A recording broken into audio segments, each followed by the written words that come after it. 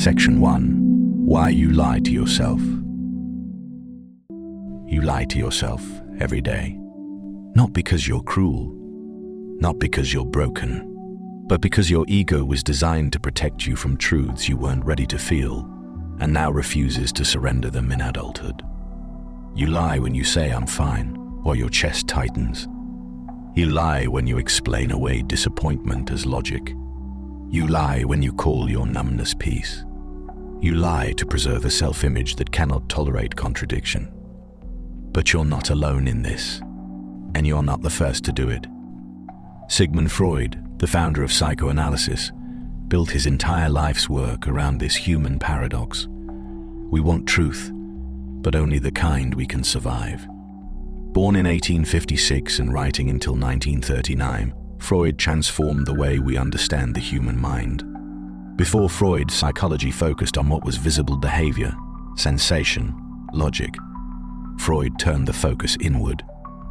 He gave us the unconscious, the idea that your inner world runs on motives, fears, and conflicts that operate outside of awareness.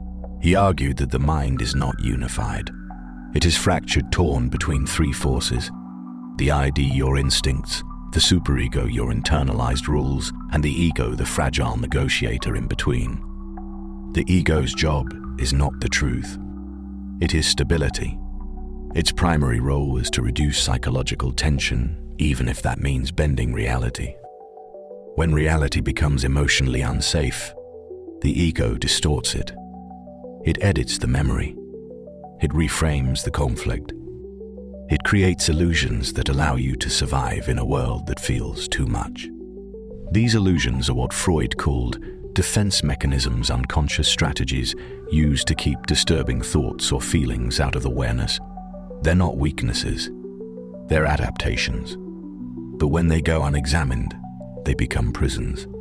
You think you're being honest, but often you're just maintaining a version of yourself that the ego has built to survive, not to thrive.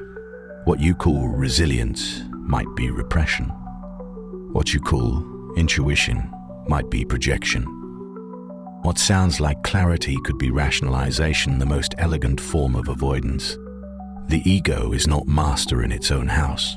Freud, The Ego and the Id, 1923, and yet you trust it. You trust your inner voice without questioning who trained it to speak that way. You confuse comfort with clarity. You confuse stability with truth. Freud believed the cost of this was neurosis, a quiet kind of misery that comes from unresolved psychic conflict. In Introductory Lectures on Psychoanalysis, 1917, he warned that the unconscious is not passive. The voice of the unconscious is subtle, but it does not rest until it is heard. You don't remember the wound, but you repeat it. You choose the same relationships. You sabotage when things are calm. You mistake anxiety for instinct. But Freud didn't believe the answer was ego death. He believed in ego strength, the ability to hold contradictions, face discomfort, and still remain intact. A strong ego doesn't avoid truth, it integrates it. So how do you build this strength? You start by watching. When discomfort shows up, pause. When you hear yourself justifying, listen deeper. When you're triggered, ask questions. Questions like, what am I protecting right now? Is this reaction mine or inherited? Is this emotion honest or rehearsed? These moments matter. They break the automatic chain between stimulus and story. They give you space to choose something truer. Freud wrote in Civilization and Its Discontents, 1930, that the human psyche is always under pressure from instinct on one side, from social rules on the other. Most people collapse inward. They lie, they numb, they conform. But a rare few learn to hold the tension and grow through it. Carl Jung, Freud's most famous protege, expanded this into what he called shadow work, the process of facing the parts of you that your ego has rejected. He believed that what you deny doesn't disappear, it gains power in the dark. You don't outgrow the shadow, you integrate it. And it starts with noticing the lie gently. The ego lies to avoid shame, to avoid grief, to avoid collapse. But the irony is, the moment you notice the lie, you become stronger than it. Not because you defeated it, but because you didn't flinch. Being entirely honest with oneself is a good exercise. Freud, this honesty is not perfection. It's not therapy speak or intellectual self-awareness. It's the quiet courage to say, I'm not okay, and I don't need to lie about it. I am scared, and I can move anyway. I'm triggered, and I don't need to destroy anything because of it. That's ego strength, and it doesn't mean becoming fearless. It means becoming real. So here's your call to action. Don't destroy the ego. Can't be ashamed of it. Just stop mistaking it for your soul. It's not your truth, it's your translation. And you get to choose a better one. In the next section, we'll walk through 4 of Freud's most enduring defense mechanisms, the specific ways the ego protects you, and what each one is really hiding. Each one is a lie, but inside each lie is a key. Let's turn them. Section 2. Full ways you lie to yourself. You've lied to yourself hundreds of times today. Not because you're a fraud, because you're human. Freud's great insight wasn't just that we have unconscious motives. It was that the ego lies with elegance. It tells stories that feel reasonable, that sound mature, that protect your sense of self, even while quietly fracturing your connection to reality.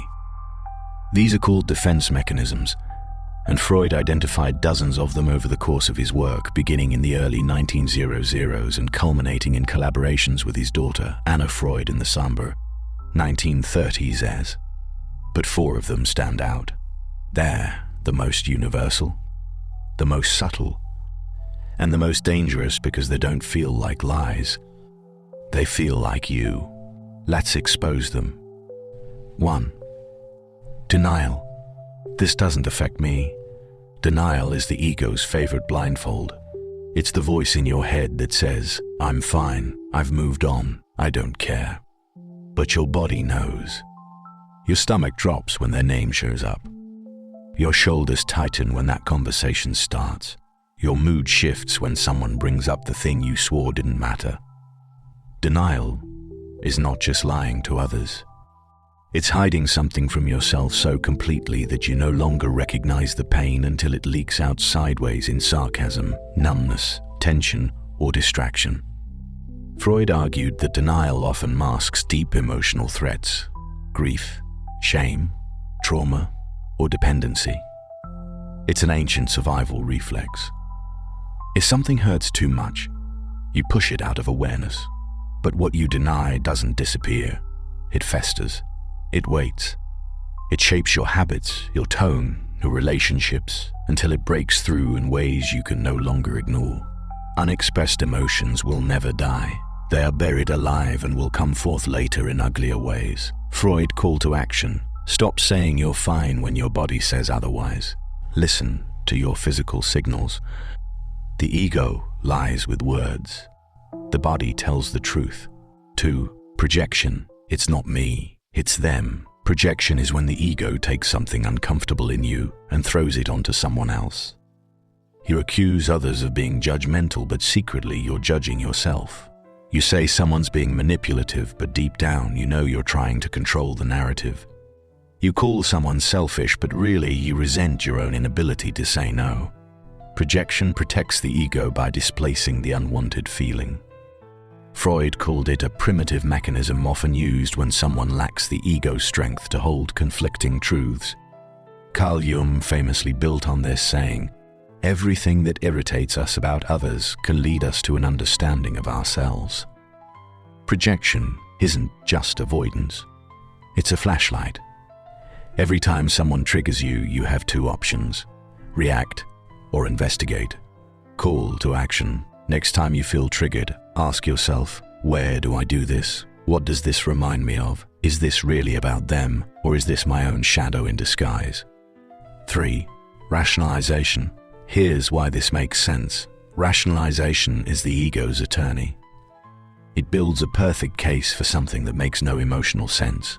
It turns pain into strategy, rejection into logic, avoidance into moral high ground. You didn't text back because you're setting boundaries. You left the relationship because you need to focus on yourself. You quit the project because you weren't that passionate after all. And maybe all that's true. But maybe you're just scared. Maybe you're not setting boundaries, you're avoiding intimacy. Maybe you're not pursuing peace, you're fleeing growth.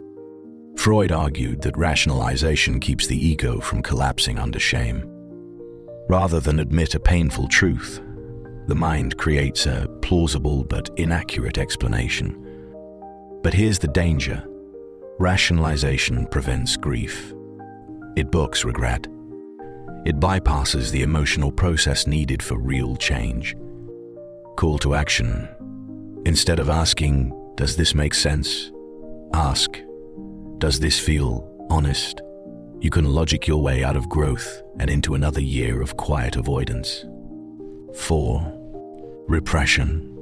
I don't even remember.